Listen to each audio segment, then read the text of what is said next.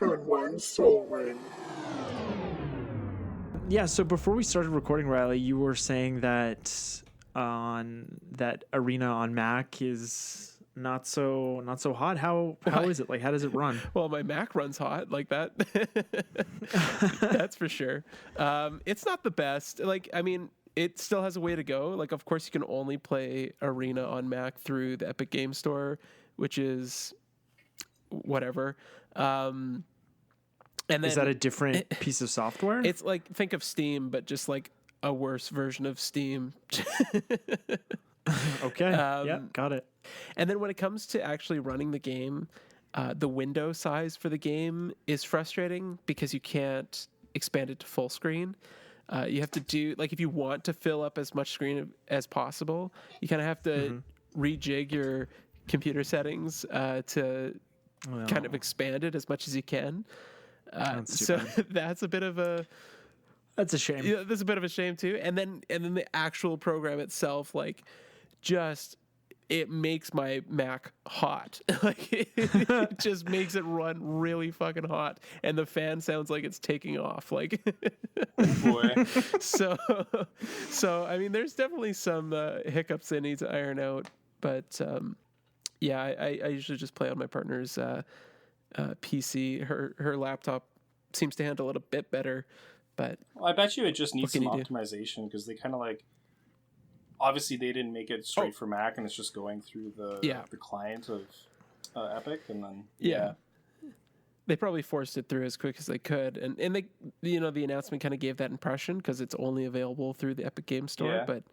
But I imagine at some point down the road, if they give any more love to Mac, they'll hopefully make it a little bit better. Yeah. Well, you know, I remember when Hearthstone first came out, and you could only play it on a Windows computer, if you can believe that. Oh, wow. Yeah. That's crazy. How far Blizzard has come. 2020. I can't believe it. It's definitely how a lot of things start. Mm-hmm. Yeah, and that's sort of how MTGO started, hey? And it's MTGO is available on like every platform, including mobile now, right? Since, I mean, must be since like 2018 runs super well, at least. Yeah, like that interface. Yeah, I bet. It's great. I bet the interface is great. I haven't tried it. I don't have time, but I was just playing some Commander last night on my phone. It's great. Man, but like, all joking aside, MTGO has come a long way visually. Like, as weird and clunky as it looks, I remember digging into some old like LSV videos and looking at this MTGO with like this green battlefield. It just looked horrendous. I don't know how anybody could have used the program back then. It was really weird. Also, now with the new change to how commanders work, commanders, when they die, work a lot better through MTGO. Interesting. Well, I think that's as good a place as any to start the show. Hello and welcome everybody to Turn One Soul Ring. I'm Kevin. I'm Eric. And I'm Riley. And today on the show, we're going to be Dexplaining my Bruvac Advisors Mill Commander deck, and that's Bruvac the Grandiloquent. I've heard some people have some trouble with the pronunciation, but that's how we're doing it today. So, before we get to a bit of backstory on Bruvac and the deck list, Eric, how can listeners get in touch with us? Well, they can definitely find us over on the Instagram at Turn One Soul Ring, the podcast. If you want to contact us directly, send us some messages or some love. Turn One Soul Ring, the podcast at gmail.com. And then we are putting everything onto YouTube as well. So check it out.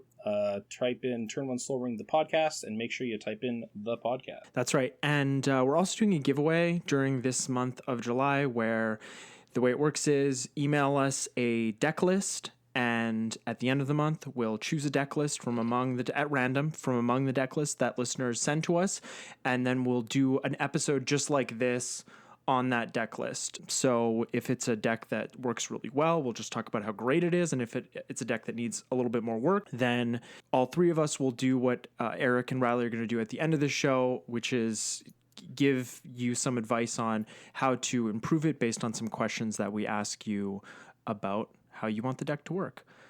And with that said, let's talk a bit about Bruvac. or Bruvac. I keep hearing that in my head. I hear so many content creators saying that, and it's just like Anja Falconwrath all over again. So, Bruvac is 2 and a blue for a legendary creature, human advisor. He's a 1/4, and his text reads, if an opponent would mill 1 or more cards, they mill twice that many cards instead. And then the reminder text, if you want to hear it, is to mill a card, a player puts the top card of their library into their graveyard. I do have a little blurb here about Bruvac. As a judge of the Azorius Senate, Bruvac is expected to have a comprehensive knowledge of Ravnican law and bureaucracy. Not only has Bruvac exceeded that expectation, one could argue that he has weaponized it. To slip a loophole past Bruvac is an Azorius saying that means to do the impossible. I think I'm going to try and work that into my repertoire. What a good bureaucrat. Yeah, and I mean, he's so Azorius, I'm surprised he doesn't have a little white in there. Yeah, I was going to say fair. that. Seems like a little bit of a flavor miss there. Why is it white? That is a decidedly not a flavor win, I think. So the goal of this deck is twofold. First, we want to get as many persistent petitioners onto the battlefield with Bruvac to start milling out our opponents as soon as possible. And second, we have several cards that draw cards for everyone at the table, so we're hoping that our opponents are forced to discard some of those cards.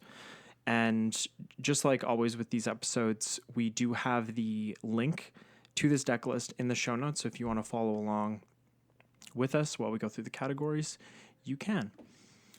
So let's move on to the deck categories here. These are in, I usually try to organize these in card number order, but clearly I didn't do a great job here. Regardless. What do you mean by card number? How many are in the category? Yeah. Ah, gotcha. Yeah. So let's start with incidental milling here. So this is a 3-card category, and when I was building the deck, I thought I'd end up putting more cards here, but I didn't find enough cards that affected all my opponents at the same time. So in this category, we have Fleet Swallower, Psychic Corrosion, and Traumatize. Now, I know that Fleet Swallower and Traumatize don't affect all my opponents at the same time, but Fleet Swallower will, with Bruvac on the battlefield, will mill out an opponent completely, and with Traumatize, if they have an even number of cards in their deck and I have Bruvac on the battlefield, then Traumatize will mill an opponent out completely. Yep. I love Fleet Swallower. It's a big fish. Such a cool card. I didn't even know it existed, honestly, before I started looking at this deck. Cool.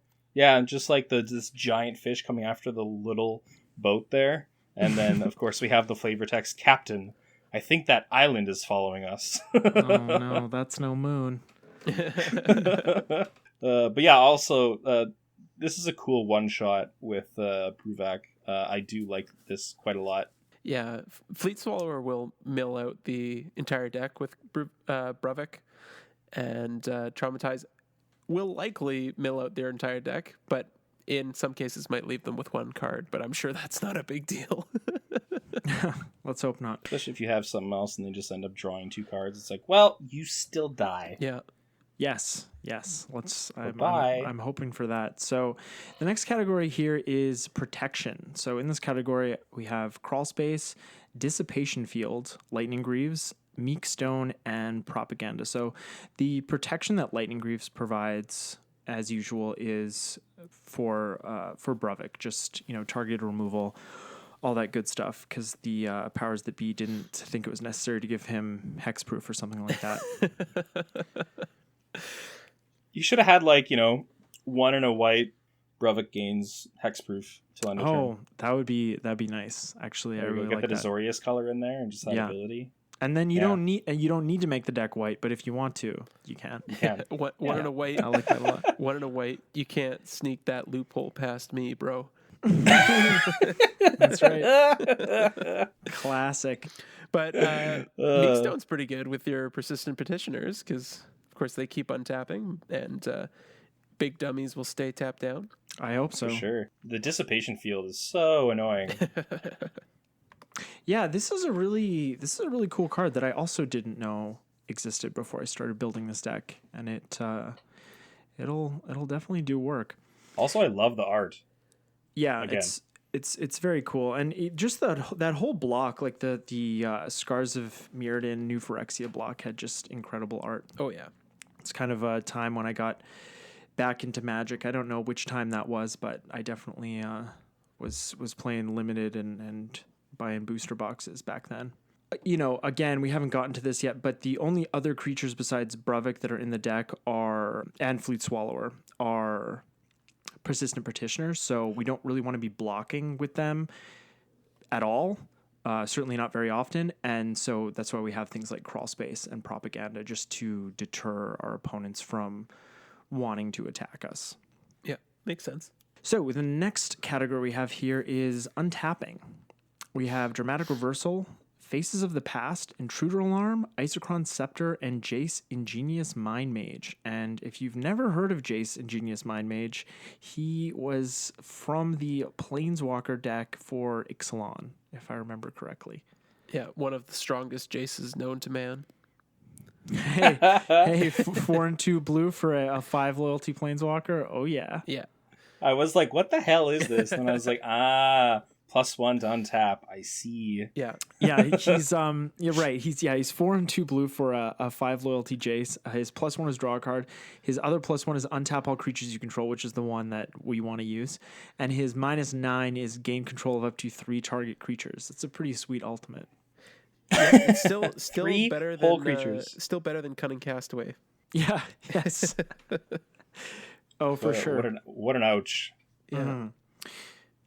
So we do have a few spells in the deck that we could imprint onto Isochron Scepter, but ideally we want to imprint Dramatic Reversal onto here because Paradox Engine isn't legal in the format anymore. Yeah, I mean you have at least 3 Persistent Petitioners and maybe Bruvac on the battlefield, or 4 Persistent Petitioners, and then you get that combo down and you just win the game, assuming they don't have an Eldrazi.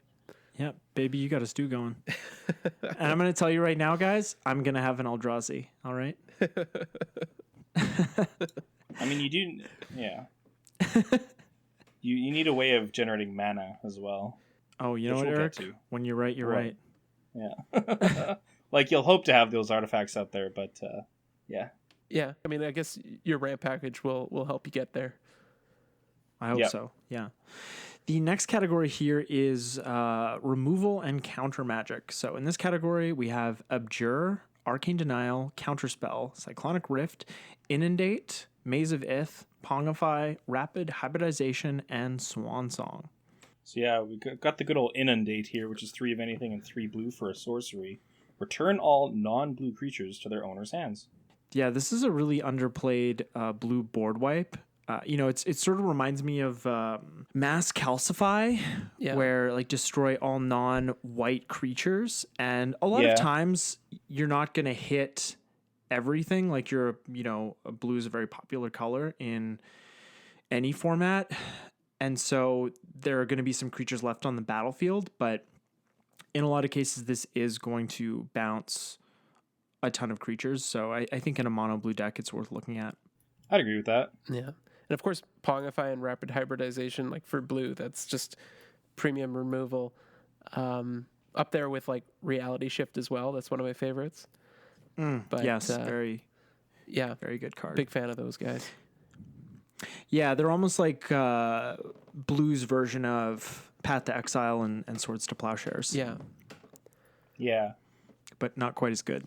We also have a card I want to mention specifically in this removal package is Abjure. It's 1 blue for an instant. As an additional cost to cast this spell, sacrifice a blue permanent, counter target spell. This is one of my favorite counter spells. I run this in my Talran deck. And in that deck, it's a little less costly to cast because ideally you're sacrificing a token and getting a token if Talran is on the battlefield. In here, I'm going to be sacrificing probably a petitioner. Yeah. And that's not the worst thing in the world if it saves the rest of them.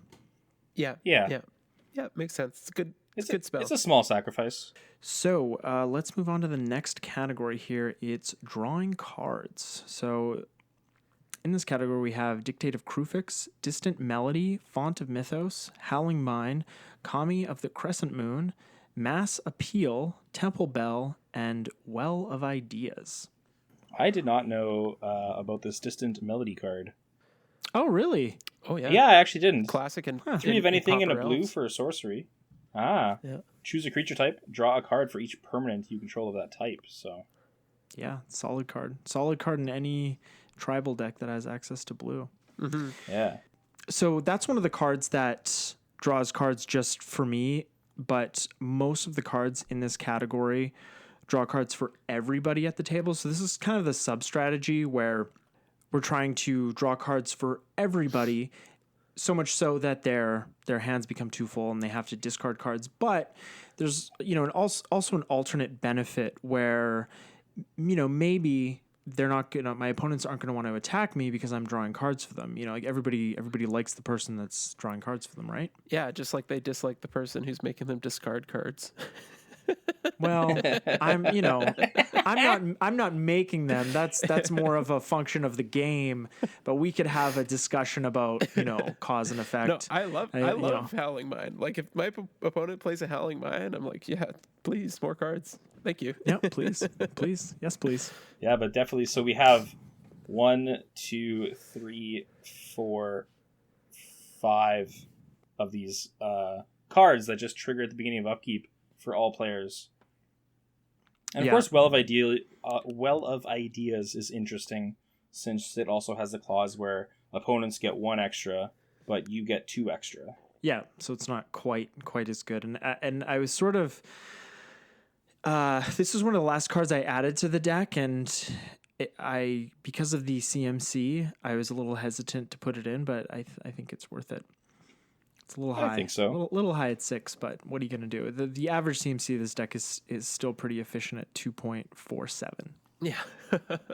Yeah, you can have a couple bigger spells in there. Yeah, definitely. Like Fleet Swallower. Yeah. Yeah. Big fish. Mass Appeal was another card that I didn't know about before I built this deck. It's 2 and a blue for a sorcery. Draw a card for each human you control. So it's like Distant Melody, but a lot worse because you don't get to choose the creature type. But if you're in a deck that has a ton of humans, like this deck, take a look at this card. It's an uncommon from, what is that, Dark Ascension? Yeah, I mean, arguably it's better in this deck than Distant Melody is because it is one less. In this deck, for sure. Yeah. Yeah. So let's move on to the ramp package here. My favorite part of any deck. Oh, I'm kidding. We have Arcane Signet, Cold Steel Heart, Extraplanar Lens, Felwar Stone, Mind Stone, Sapphire Medallion, Sky Diamond, Soul Ring, and Thought Vessel. So like with all my decks I showcase on this show, I like to keep the mana curve in the ramp package pretty low. The only exception here is Extraplanar Lens, but we're in mono blue, so I'm running a bunch of snow-covered islands, so the lens does come in handy. Yeah, it's like if you're doing a monocolored deck, that's a card you should always look at adding in. Mm-hmm. Yeah, and the nice thing is monocolored decks in the format are a lot less common than the alternative. So, I don't even as Extraplanar Lens has become a more common card in monocolored decks, and running snow-covered lens in those decks has become more commonplace in the format over the past few years. I don't think you're going to run into too many situations where the monocolored deck you're playing with an Extraplanar Lens and a bunch of snow-covered lands at a table, that someone else is going to be playing the same color and getting the same benefit off it as you are. So I sort of think about that sometimes, that as it becomes more prevalent, it's less good. And I just don't think monocolor decks are ever going to be that popular that it's not going to be a good idea to run the card. Yeah, and I mean, at the end of the day, like, even if you do run into a matchup where you're doubling one other player's mana, more or less, like, I'm sure that's not the end of the world. Yeah, you could always do a Secret Alliance. Yep. Yeah, be like, snow-covered island. And, and I mean, they probably have it too, so maybe you can just get extras. Oh, yeah. Mm-hmm. Ooh. There you go. I like that. So the next category we have here is the advisors. It is pretty simple. It's 25 persistent petitioners. You can have 25 of the same creature? I know, right? Well, it's What's going on? well. Allow me to explain. Persistent petitioners is 1 in a blue for a 1/3 human advisor. You can pay 1, tap it. Target player mills a card, or you can tap 4 untapped advisors you control. Target player mills 12 cards, and the last bit here is a deck can have any number of cards named persistent petitioners. Hey, look at that. Problem solved. And the tapping 4 is one of those abilities that the creature can be affected by summoning sickness to use. So once you get that 4th one down, you can start milling people like crazy. Yeah, I remember this card being legal in Arena Popper. And you would just run into mirror matches of like people playing 250 persistent petitioner decks. Like it was just it was ridiculous. It was just it was just a bad time. Did you have to have that many in your collection? No, basically if you got 4, you get unlimited. Yeah. And that's how it Okay, works I thought for so. any of these cards that are like you can have as many as you want. Or even for 7 Right. dwarves, where you can have up to 7, right? They give you infinite in your collection once you reach that 4. But Right. yeah, it was just like it was so predominant that people would run like well above the maximum deck limit because there were so many mirror matches they would run into. That it's really like who can mill 200 odd cards first. Sounds like a fun time. Yeah, it wasn't. They banned it in Yeah, I know. bowling events. Yeah. It's just yeah. And as a reminder to everybody, Bruvac himself is an advisor. Oh yeah, that's sick advisor tech.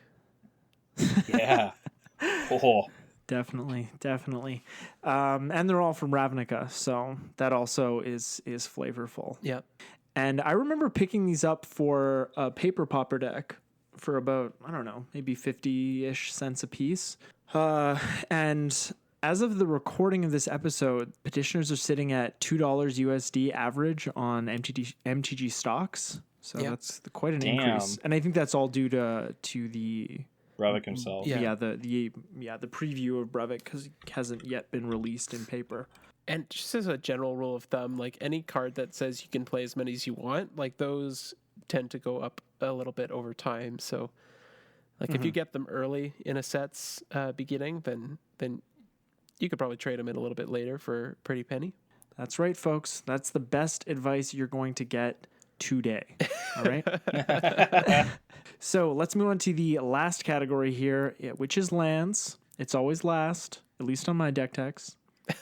Anyways, we have Ancient Tomb, Castle Vantras, Gaia Reach Sanitarium, Halimar Depths, personal favorite, Mikokoro, Center of the Sea, Mystic Sanctuary, Nykthos, Shrine to Nyx, Reliquary Tower, Scavenger Grounds, 25 snow-covered islands, and Terrain Generator. Terrain Generator is also a personal favorite of mine, especially it's at its best in monocolored decks, and this deck is no exception. So we can just, if you don't know Terrain Generator, it's a non-basic land. You can tap it for a colorless mana, or you can pay to tap it. You may put a basic land card from your hand onto the battlefield tapped. So it just lets you play extra lands each turn cycle, or if you're able to untap it multiple times. But it's kind of costly. It's not the best card, but it is a little bit of incidental ramping.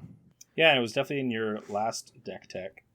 Yeah, I've been well, we did this before this. We did Baron, so we've done 2 mono blues in a row, and then my last one was Halden and Paco. I wouldn't have put it in there.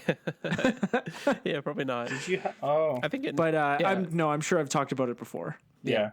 Yeah, it's a very Kevin land. That's like if you had to identify the deck, like Yeah. you go down to the morgue Yeah. and you look. It's like just let me see the land base. Yeah, it's like Ancient Tomb Terrain him. Generator. It's Kevin. It's him.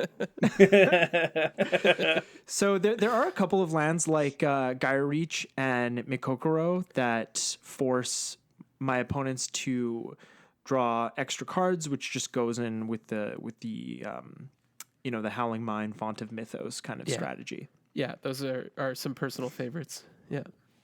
Yeah.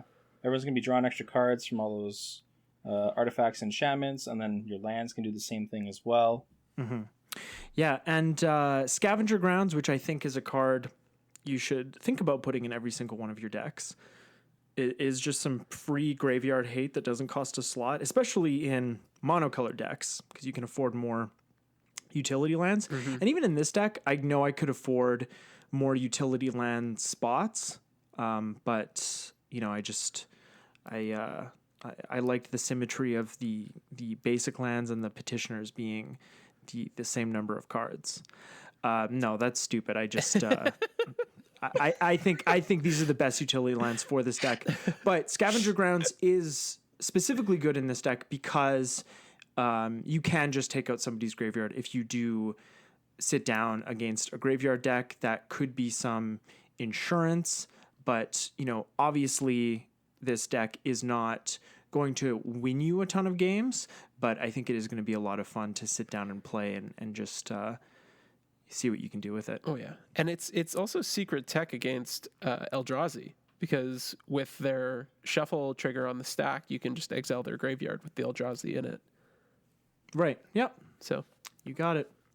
Yeah, and I don't think that a ton of players run that single Titan in their deck just to deal with milling, like because milling is not a strategy that wins a lot of games. No. So yeah, like I said in our set review, I think Bruvac is probably going to be better in the 99 of a mill deck that's maybe Dimir than as a commander of a deck. Yeah, and people are only going to be running the Eldrazi because the card itself is just powerful. Yeah. Mm-hmm. Yeah, of course. When we do a deck tech on the show, we always like to talk about the most effective ways to beat it, or at least deal with the deck's main strategy. So a Cursed Totem or Linvala, Keeper of Silence type effect, or just shutting off creatures' activated abilities, would do the trick. Persistent Petitioners, activated abilities. Nope. And a great part of that is you're going to make everyone else at the table mad too. Yeah, or if you get an Overwhelming Splendor cast on you, that shuts down everybody anyways, but yeah. Yeah. Well, just make everybody mad and cast Humility. Oh, there you go. Yeah. Turn your 1/3 petitioners into 1/1s. So, do you guys have any honorable mentions for me to maybe make this deck a little bit more consistent or reliable or just better? Sure do. Oh, I can't wait. Of course we do. I can't wait. Let's have some fun. Yeah. All right, Eric, do you want to start us off? Sure. My first little title here is called Double Commander. So if we got Sakashima or Spark Double, you would mill twice, and then you would mill twice again. Oh, nice. Oh, wow. That's dirty. I like that. So I think that's pretty dirty. Yeah. That and a Traumatize will get you. Oh, boy. But yeah, I just think doubling up on Bruvac's actual ability would be decent. But it's not needed. It would just be, again, if you're playing this deck for fun, I think copying Bruvac with one of those and really hitting people with the mill would be pretty fun. Yeah, absolutely. Yeah, that would be a ton of fun.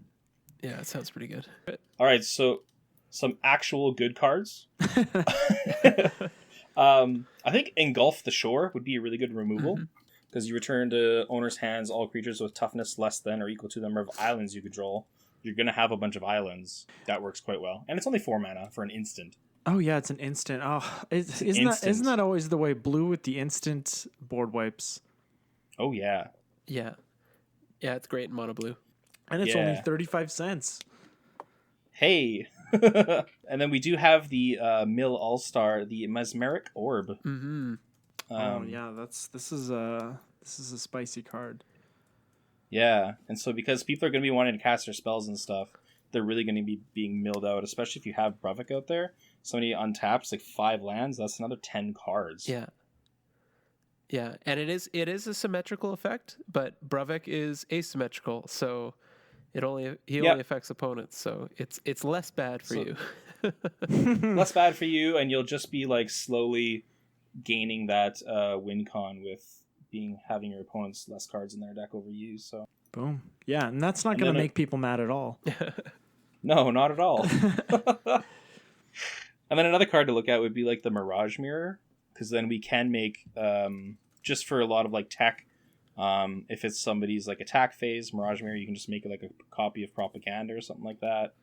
Oh yeah. No, well, Mirage Mirror is such a fantastic card. Like you wouldn't be wrong to put it in a lot of decks. Yeah. Because I also found it kind of fun where you can kind of use it with. It works well with Dictative Crewfix. Nice. And just drawing more cards. Yeah, because Dictative Crewfix is at the beginning of each player's draw step, while everything else is at the. Oh yeah, everything's draw step. Sorry. Mm-hmm. So it can copy, Crewfix, Font, Howling Mine. So you pretty much have like a second copy of all those guys too. So I thought that was pretty sweet. That's pretty cool. Yeah. I like it. And then just like another fun card, we have Startled Awake from Shadows over Innistrad. Is that the flip card? Yeah. That's the flip card, yeah. It is only a certain opponent, but you pay the sorcery. Target opponent puts the top 13 cards from the library to the graveyard. And then, of course, you have the flip side, and when Persistent Nightmare deals combat damage to a player, return to its hand, and then you can just recast it again and again. Again and again and again and again. 13 cards, Bruvac's out there. It's a little slow, a little clunky. That's a heavy. Yeah, I wouldn't recommend putting that in there, obviously. Just another fun thing. That's what I got. All right. Okay, here's what I got. I used some of the same categories that you had going here, Kevin. So from the advisors category, one artifact that I would recommend, since you have so many advisors packed into the deck, is Thrumming Stone. So Thrumming Stone. That. Here, let me pull it up here. Thrumming Stone. Do you think 25 is enough? It's Ripple 4, so I guess it's a quarter of the deck, yeah. So Thrumming Stone is a 5-mana legendary artifact. It's from Cold Snap, and spells you control have Ripple 4. So whenever you cast a spell, reveal the top 4 cards of your library, you may play or may cast, I guess, any revealed cards with the same name as that spell without paying their mana cost, and put the rest on the bottom of your library. So you see this a lot in like Relentless Rats decks, where they cast a Relentless Rats with Thrumming Stone on the battlefield and like get their entire deck on the battlefield. So because each time is a cast, so you can really get through the deck quickly. Yeah, so it literally ripples through the deck.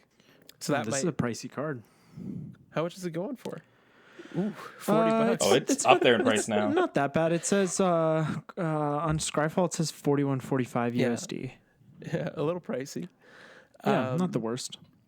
Another one for the advisors category is Herald's Horn, which I'm sure you know what this one does. Oh yeah. Yeah, from Commander 2017. Yeah, so it's a 3-mana artifact. I believe you choose a creature type when it enters the battlefield, and then creatures of the chosen type are reduced by 1 generic mana cost. 1, yeah. And then at the beginning of your upkeep, you can look at the top card of your library, and you may reveal it, and if it shares a creature type, then you put it into your hand. So a little bit of card advantage, a little bit of ramp, so to speak. It works well with the Persistent Petitioners just because they're 1 and a blue, so it just makes them a blue each. Yeah, and it just got reprinted in Jumpstart, so the price is going to dip a teensy bit and then skyrocket back up. It's just such a solid card. Now for Incidental Mill, I saw that you had Psychic Corrosion. Now there's a new card from Core Set 21 called Teferi's Tutelage, which is basically just like a strictly better version of Psychic Corrosion, because it's the same text where whenever you draw a card, each opponent mills the top 2 cards of their library, but it also has a looting effect built into its enter the battlefield. Right, I see that. So it triggers right off the bat. And then there's another one in the same vein called Sphinx's Tutelage. So classic. Yeah, so Sphinx's Tutelage. I'll see if I can pull it up here. It's 2 and a blue for an enchantment. Whenever you draw a card, target opponent puts the top 2 cards of his or her library into his or her graveyard. If they're both non-land cards that share a color, repeat this process, and then you can pay 5 and a blue to draw a card, then discard a card. So this has been errated since Bruvac was released. So it says, Oh, I see that. Yeah, in the if, Oracle text. if 2 non-land cards that share a color were milled this way, repeat this process. So basically, you'd be milling 4, and if 2 of the 4 shared a card, shared a color, then it would repeat. Okay. So yeah. depending on your matchup, like that could really cascade out of control. Oh, and I've seen Sphinx's tutelage cascade out of control when As it is, wasn't yeah. a double milling effect from Bruvac. Yeah. So I thought that would be pretty powerful. For sure. Yeah. Eric already mentioned Mesmeric Orb, which I thought would be a good include.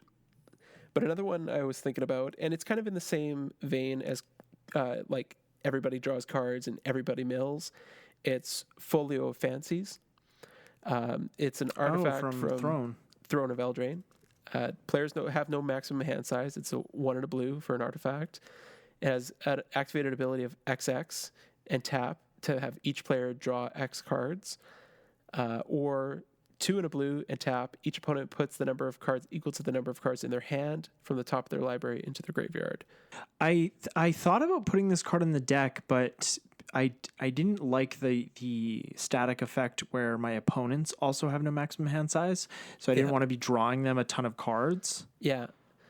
That they didn't have to discard, but it is a good, like, the way you can sync that, like, with enough mana you could kill your opponents. Yeah, I was just thinking in the way that, like, you're using Howling Mind, Dictative Crufix, those types of effects to draw them a bunch of cards, and then just to turn around, play Bruvac, and make them mill, half their library with Folio Fancies. Yeah, if you drop Folio Fancies, that could be pretty explosive. Yeah, it might have a big impact on the game, but it could definitely backfire as well. I think like the Folio Fancies is it's definitely a risky one to go for. Yeah, I mean this deck is definitely a risky deck. Any deck playing Howling Mind effects is going to be risky. yeah, giving your opponents those resources for sure. All right, and then for card draw, I have a card called Visions of Beyond. Just pull it up here. Yeah, that's the one blue, right? 1 blue instant, draw a card. If a graveyard has 20 or more cards in it, draw 3 cards instead. So it's an ancestral recall if pretty much somebody has 20 cards. Yeah, pretty much. So I remember the first time I saw it, I was playing against you, Kevin. I think you were running like a casual mill deck when we were playing like 60 card 1v1. Yes, I still have that deck actually. Yeah, so I just thought this would be right up your alley. I mean, at worst, it's a cantrip, right? And that's never a bad thing. No, absolutely. So just some good value. And then Into the Story. This is another one from Throne of Eldraine. How's that? It's, I think, 5 blue for an instant that says draw 4 cards, and if an opponent has 7 or more cards in their graveyard, it's reduced to 2 and blue. So basically, 4 mana, draw 4. Yeah, that's much better than Harmonize, and it's an instant. Oh my goodness, nice. Yeah, oh my goodness. So like even looking at something like Distant Melody, like I've tried to make that work in tribal decks before, and the issue I have with Distant Melody, and I mean Into the Story doesn't really solve that issue as much either, but is like it's sometimes a dead draw, especially after a board wipe. It's hard to make it work. So if in that situation, Into the Story is likely to pull you out of that board wipe a little bit better than Distant Melody. Yeah, Distant Melodies, that's a really good point, because Distant Melodies kind of like a one of those win more cards, right? It's like I'm already doing really well. I have a bunch of this creature type on the battlefield. Then now I'm going to refill my hand, and now I'm just doing even better. Yeah. And we don't want dead draws in our decks. Yeah. Or as few as possible. And then for a new category that I had, I mean, this is one that is clearly on my mind, but it's called Eldrazi hate. So, of course, we already talked about Scavenger Grounds being a nice piece of Eldrazi hate, but Relic of Progenitus and Soul Guide Lantern, those are two artifacts, cantripping artifacts that are just instant speed graveyard hate that can help combat against Eldrazi. I imagine, like, if you were in that kind of meta or out in the wild and you may run into Eldrazi a little bit more often, then that might be something worth considering. Yeah, and like relic cantrips when you exile all graveyards, and with the Lantern, you have the option of cantripping or exiling opponents' graveyards. So those are both those would be really great includes. Yeah. And then a final category I have is redundancy. So similar vein to Eric's second commander idea. I've got Fraying Sanity. So it's a curse that enchants a player, and it says at the beginning of each end step, the enchanted player mills X cards, where X is the number of cards put into their graveyard from anywhere this turn. So basically just another way to have one person double up on their mill effect. And if Bruvac is on the battlefield, then they'd be getting hit twice. Oh yeah, they'd be done. Pretty great. That's just wow. Yeah, it's pretty much like a kill spell for a player. Yeah. Nice, very nice. Well, this is you guys had some good card lists for this one. Definitely. Yeah, that's the list. All right. Well, like I said, you can you'll be able to find the link to this deck in the show notes below, right up top. We are going to bring this episode to a close. And in the show notes, you can also find the links to all three of our Deckstats accounts containing all the deck lists we've created for the show, as well as anything else we've put on to Deckstats. Thank you all for listening, and thank you to our editor Ainsley for the work that she does. If you want to find Riley or myself on social media, you can find me at Command Beacon on Instagram. And Riley, where can people find you? Yeah, you can find me on Twitter at RylesDayton or on Instagram at Riley_Dayton. Fantastic. All right, everybody. Thank you again for listening. We appreciate you, and we will talk to you next week. Double Master preview start. Oh, yeah. Nice. We got to do it. Yeah. All right. Bye now. See ya. Bye. Turn one soul ring.